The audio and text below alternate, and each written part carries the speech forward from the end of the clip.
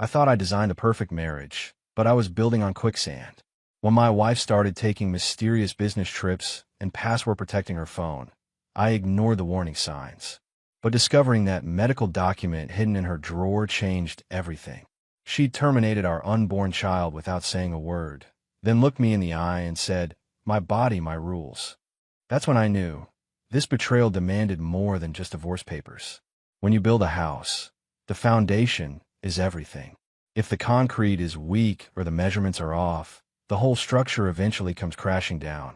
The same goes for marriage. If it's built on lies or half-truths, no amount of love can save it from collapsing.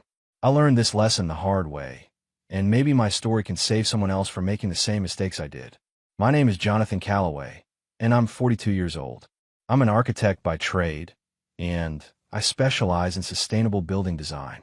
I've always believed in creating structures that last, that withstand the tests of time and nature. It's ironic that I couldn't build a marriage with the same resilience.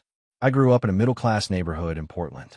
My father was a carpenter, and my mother taught elementary school. They weren't wealthy, but they gave me something more valuable than money.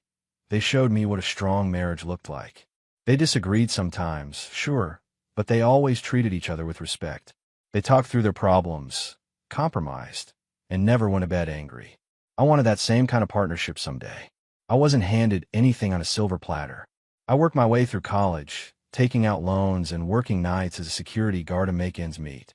After graduation, I spent years grinding at established firms before finally taking the leap to start my own architectural practice. Calloway Sustainable Design began in my garage, with just me and a drafting table. 10 years later, we've designed eco-friendly buildings across the country, and I employ a team of 20 talented professionals.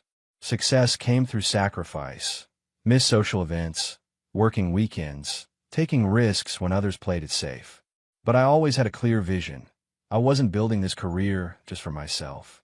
I wanted to create something lasting, something I could pass down to my children someday. A family legacy. When I met Sophia Mendez at a charity gala in Chicago, she took my breath away. She was promoting her digital marketing agency, which specialized in sustainability-focused brands. We connected instantly over our shared values about environmental conservation. Sophia was stunning, with her dark hair, quick smile, and the kind of confidence that filled a room. But more than her looks, I was drawn to her intelligence and ambition. Our first conversation lasted for hours. We talked about everything from climate change to our favorite hiking spots. She listened intently to my dreams about creating a home filled with children's laughter. She never said she wanted the same things, but she smiled and nodded in a way that made me believe we were on the same page. After dating for a year, I proposed under the stars at Crater Lake. When she said yes, I thought I'd found my partner, my equal, the woman who would help me build that family I'd always dreamed of. We were married 6 months later in a beautiful ceremony on the Oregon coast, surrounded by friends and family who toasted to our bright future together. The first few months of marriage were everything I'd hoped for. Sophia moved into my Portland home, and we fell into an easy rhythm of domesticity. I'd cook dinner while she told me about her latest marketing campaign. We'd take weekend trips to the coast, dreaming about our future together. I was the happiest I'd ever been. Little did I know that the foundation of our marriage was already beginning to crack. They say hindsight is 20/20. Looking back, I can now see the warning signs that appeared within months of our wedding. But love has a way of blinding you to reality. Sophia embraced a lifestyle my success provided with enthusiasm. She loved our Portland home, with its floor-to-ceiling windows overlooking the forest. She enjoyed the luxury car I surprised her with on her birthday, the weekend getaways to wine country, and the designer clothes she could now afford. Her social media following grew as she posted about our sustainable luxury lifestyle, as she called it. 6 months into our marriage, I brought up the topic of starting a family. We were having breakfast on the patio, birds singing in the background, when I mentioned that one of the guest rooms would make a perfect nursery. "John, we've been married for 5 minutes," she laughed, stirring her coffee. "Can't we just enjoy being newlyweds for a while?"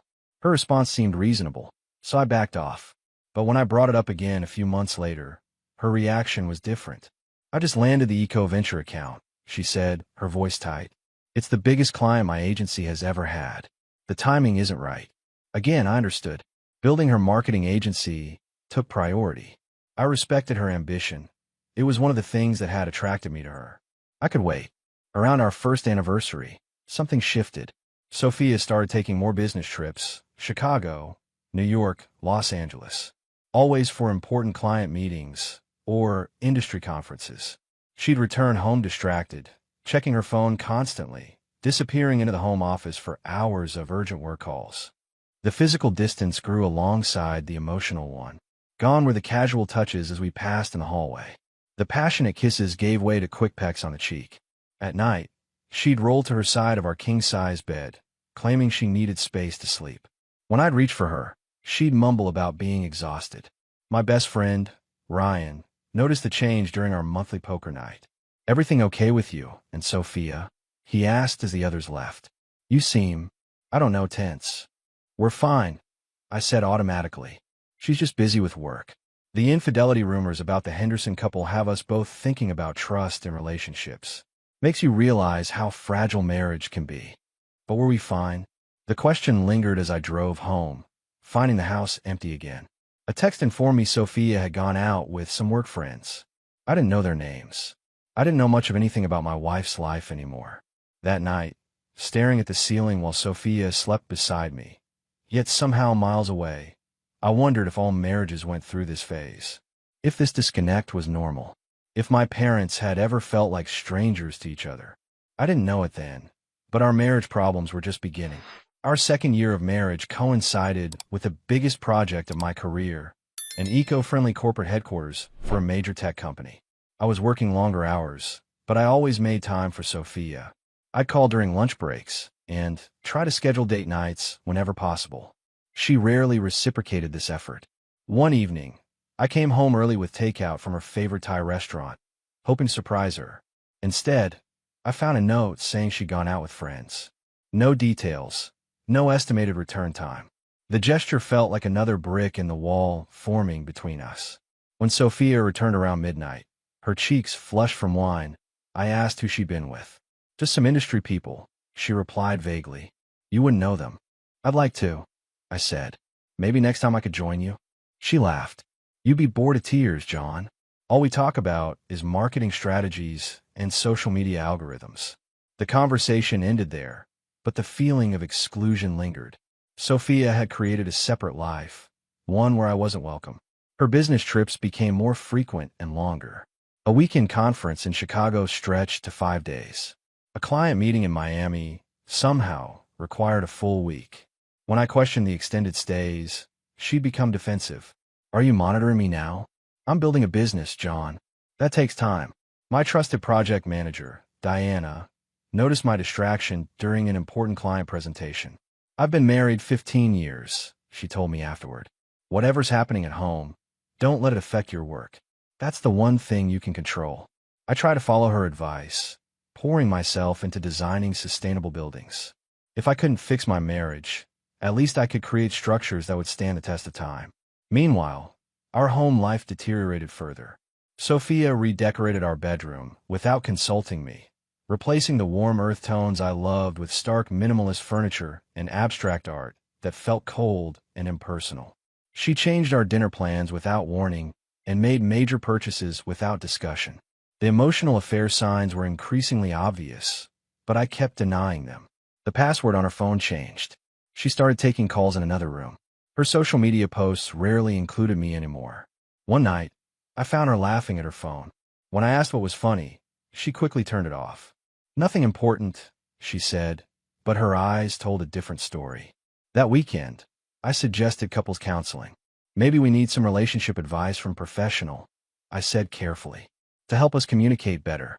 We don't need a stranger telling us how to fix our marriage problems," she snapped. "I'm just busy with work.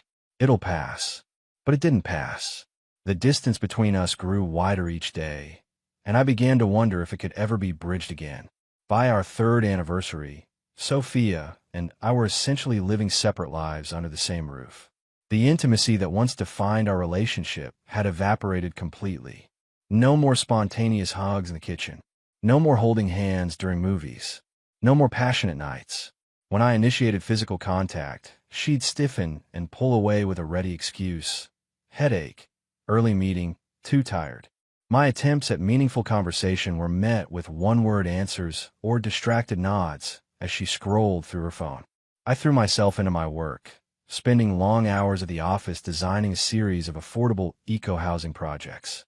The satisfaction of creating homes for others became a poor substitute for the broken home I returned to each night. Meanwhile, Sophia's social media presence flourished. Her Instagram account, once filled with our adventures together, now showcased solo trips and nights out with people I'd never met. In many photos, she wasn't wearing her wedding ring. When I asked about it, she dismissed my concern. "It doesn't go with certain outfits," she said with a shrug. "Don't be so old-fashioned." The final straw came when I discovered she'd booked a week-long trip to Bali without even mentioning it to me. "It's a retreat for digital influencers," she explained when confronted. "The invitation came last minute. You couldn't have texted me? Call. You've been so busy with your housing project. I didn't want to bother you with my schedule." Her tone suggested I was being unreasonable, that her deception was somehow my fault. Classic gaslighting from someone caught in a lie. The night before her trip, I arranged for a special dinner at home. Her favorite salmon dish, candles, the works. It was a last-ditch effort to reconnect before she left. She came home 3 hours late, already packed. "Sorry, had a client meeting that ran long," she said, barely glancing at the cold food and melted candles. "I need to get some sleep before my flight." That night, lying awake in our bed while Sophia slept soundly beside me, I confronted an uncomfortable truth. My wife was living her life as if she were single.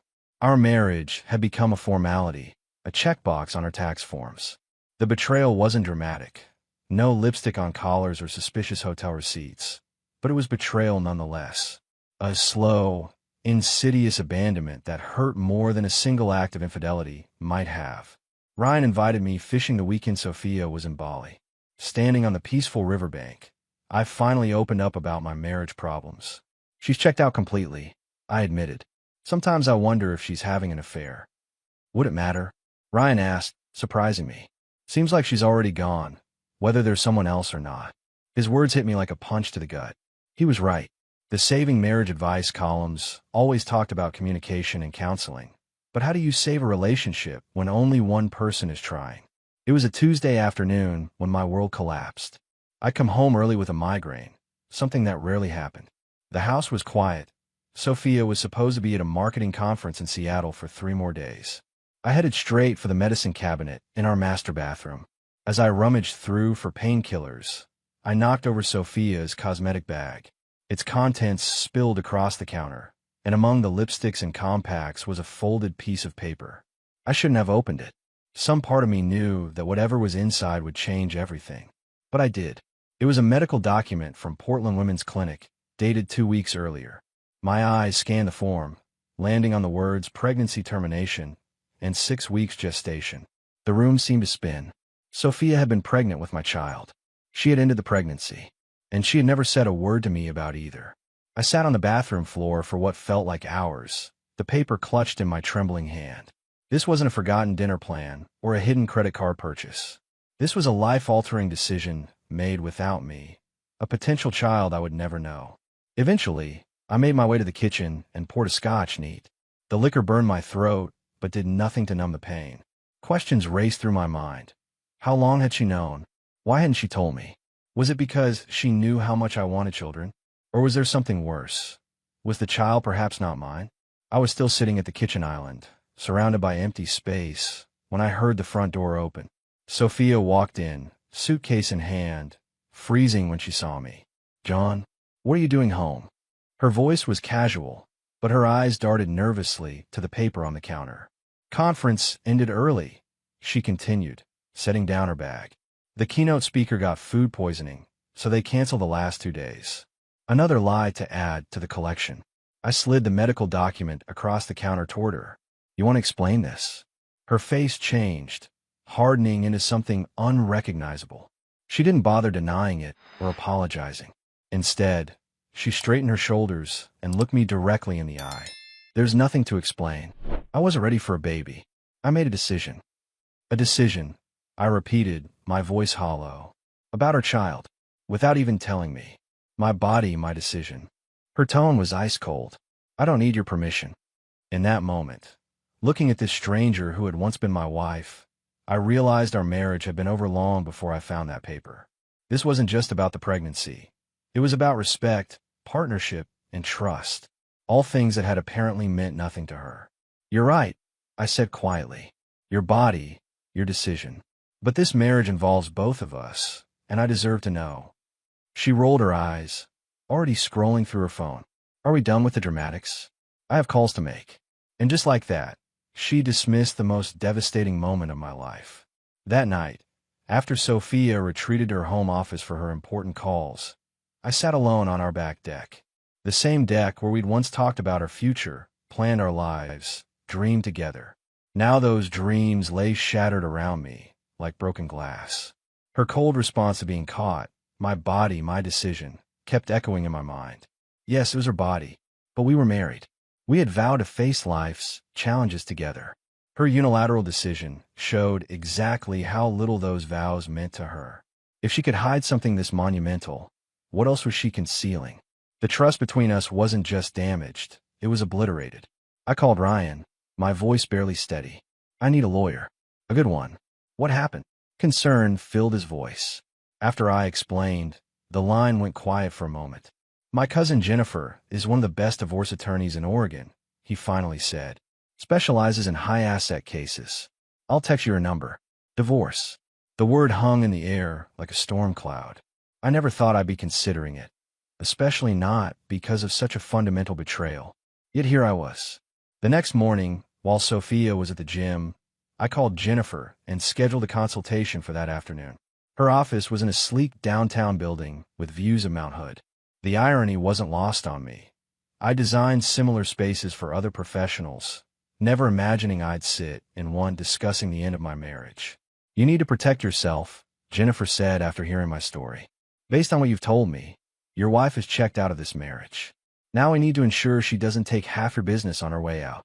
She outlined a strategy: document everything, secure my financial accounts, prepare for Sophia to fight dirty. The cold calculation of it all made my stomach turn, but I recognized the necessity. Oregon is an equitable distribution state, she explained. That doesn't necessarily mean a 50-50 split, especially with a business you built largely before the marriage. We'll need to move quickly and strategically. On the drive home, a strange calm settled over me. The decision had been made. There would be no tearful conversations about saving our marriage, no couples counseling, no last-ditch efforts. Sophia had made her choice long ago. Now I was making mine. At home, Sophia was packing for another business trip. I'll be in New York until Tuesday, she said without looking up. The Williams account needs hands-on attention. I nodded, saying nothing about my afternoon meeting. Two could play the secrecy game. While she traveled, I would set the wheels in motion. By the time she realized what was happening, it would be too late for her to manipulate the situation. Have a good trip, I said, already mentally checking out of the conversation and the marriage it represented. For the first time in years, I felt in control. The path ahead would be difficult, but it was mine to walk. The moment Sophia's Uber pulled away from our driveway, I began executing my plan. Jennifer had outlined a clear strategy, emphasizing that timing and discretion were crucial. This wasn't just about ending a marriage. It was about protecting everything I'd worked for. First, I contacted my accountant and financial advisor. We spent hours reviewing my assets, moving funds from joint accounts to individual ones established before the marriage. I wasn't hiding money. Everything would be declared in the divorce proceedings. But I needed to secure what was rightfully mine. Your business is the priority, my accountant said. The company valuation will be a major point of contention. Next, I met with my business partner, Alex. Though visibly shocked by my news, he immediately stepped up. Take whatever time you need, he assured me. I'll handle the Miller project while you sort this out. I hired a digital forensics expert to back up and secure my electronic records, ensuring Sophia couldn't delete important files or communications. The specialist also helped me change passwords and secure my personal devices. You'd be surprised how often spouses try to sabotage electronic records during divorces, he told me. Better safe than sorry. The hardest task was finding a new place to live. I wasn't leaving our home permanently. That could complicate property division, but I needed somewhere to stay during the process. Ryan offered his guest house, a small but comfortable space overlooking the Columbia River. "It's yours for as long as you need," he said as he handed me the keys. Throughout these preparations, I maintained a facade of normalcy in my limited communications with Sophia. When she texted about some delivery she was expecting, I replied casually. When she called to complain about her New York hotel, I listened sympathetically, all while systematically untangling our lives. Jennifer filed the divorce papers on Friday, ensuring they would be processed before Sophia's return. The petition cited irreconcilable differences, a bland, legal phrase that couldn't begin to capture the depth of betrayal I felt. "She'll be served when she gets back," Jennifer explained. "The temporary orders will freeze your joint assets immediately, preventing her from emptying accounts in retaliation." I packed only what I absolutely needed: clothes, personal items, irreplaceable family photos, and essential documents.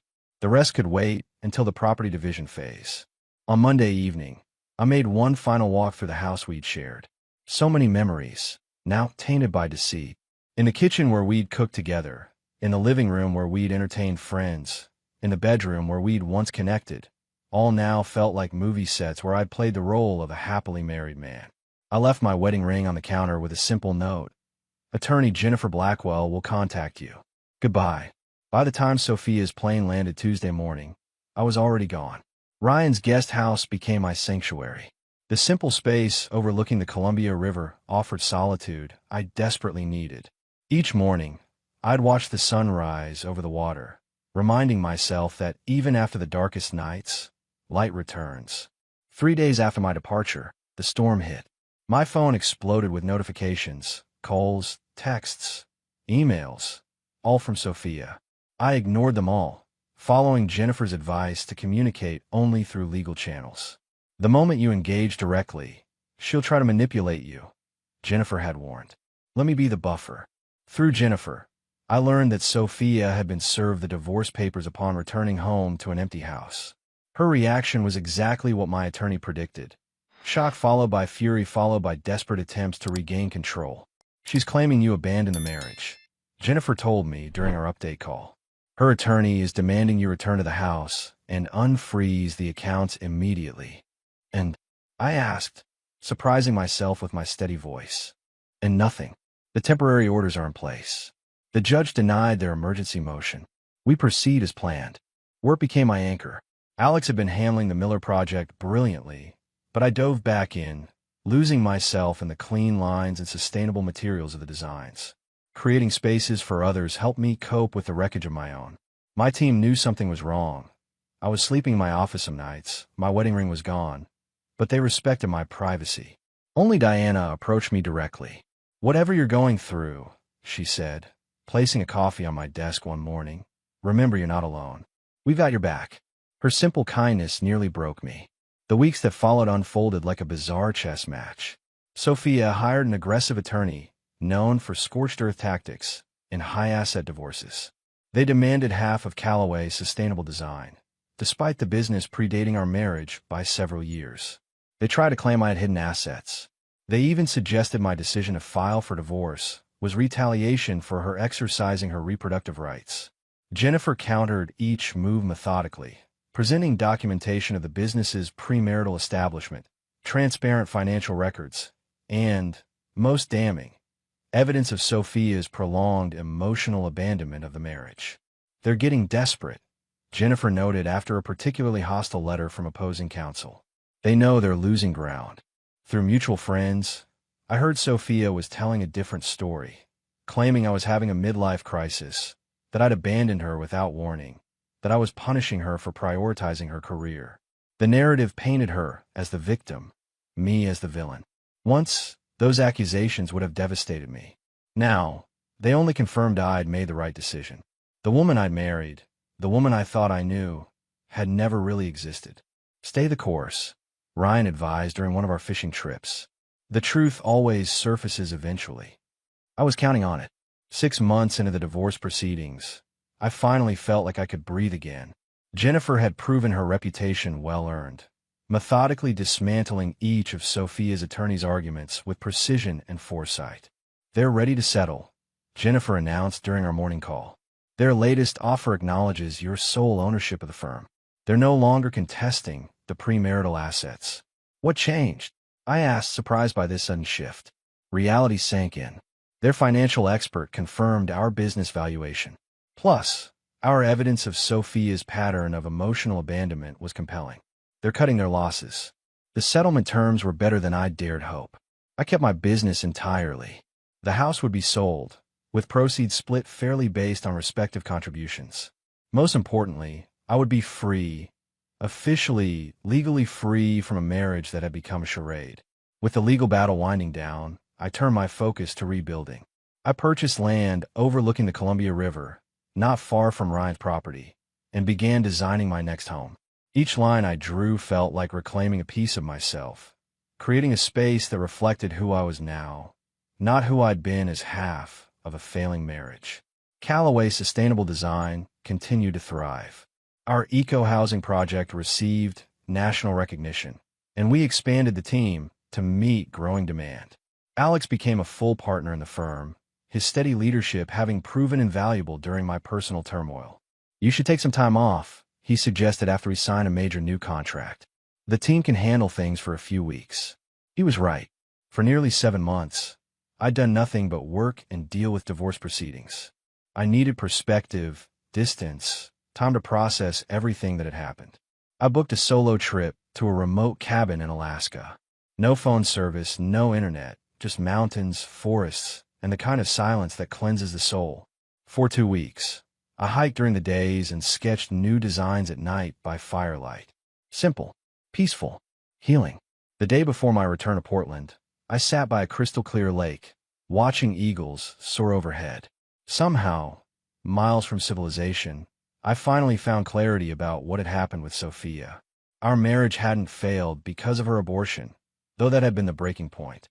It had failed because she had never truly wanted the partnership I sought. She had wanted the benefits of marriage, financial security, social status, a beautiful home, without the commitment, communication, and compromise that real love requires. The realization didn't bring anger, only a strange sense of peace. I couldn't change Sophia or her choices. I could only change how I responded to them. And I had chosen self-respect over self-destruction. Back in Portland, I signed the final divorce papers with a steady hand. The weight I'd carried for so long finally lifted. I was no longer a husband, but I was fully myself again, architect, friend, and a man with renewed purpose. To new beginnings, Ryan said, raising a glass that evening. New beginnings indeed. 2 years after signing those final divorce papers, I stood on the deck of my completed home overlooking the Columbia River. The sunset painted the water gold and crimson, a fitting backdrop for the small gathering of friends celebrating the house's completion. This place represented everything I'd learned through my journey. Sustainable materials reflecting resilience, open spaces embodying transparency, and sturdy foundations built on honesty. The home was entirely mine, designed without compromise or concession. Quite a view, Ryan said, joining me at the railing. Worth every minute of the wait. It is, I agreed, though I'm not sure I would have appreciated it the same way before. Sometimes life's most painful lessons bring the most valuable perspective. The divorce had finalized smoothly once Sophia realized she couldn't win. She'd kept her marketing agency and her carefully curated social media presence. Last I heard through mutual acquaintances, she'd moved to Los Angeles and was dating a film producer. I genuinely hoped she found whatever she was looking for. Callaway Sustainable Design had expanded to 30 employees with offices in Portland and Seattle. Our focus on eco-friendly urban housing developments had earned us recognition from environmental organizations and architectural publications alike. Alex and I had brought on 2 additional partners, allowing me to focus on the creative aspects of design that I loved most. Speech, called Diana, who had recently been promoted to project director. Our guests gathered around, glasses raised. I looked at the faces surrounding me, colleagues who had become friends, friends who had become family. These were the relationships built on mutual respect and genuine caring. To new foundations, I said simply, and to all of you who helped me build them. Later, as the party wound down, I found myself alone in my study. On the desk sat the framed sketch of my very first design, a tree house I built with my father when I was 10. Beside it stood a model of our latest project, an award-winning sustainable community center. The contrast between them represented my journey, from simple dreams to complex realities, from naive trust to hard-won wisdom. I often thought about what I would tell my younger self if I could. Perhaps just this: when someone shows you who they are, believe them the first time.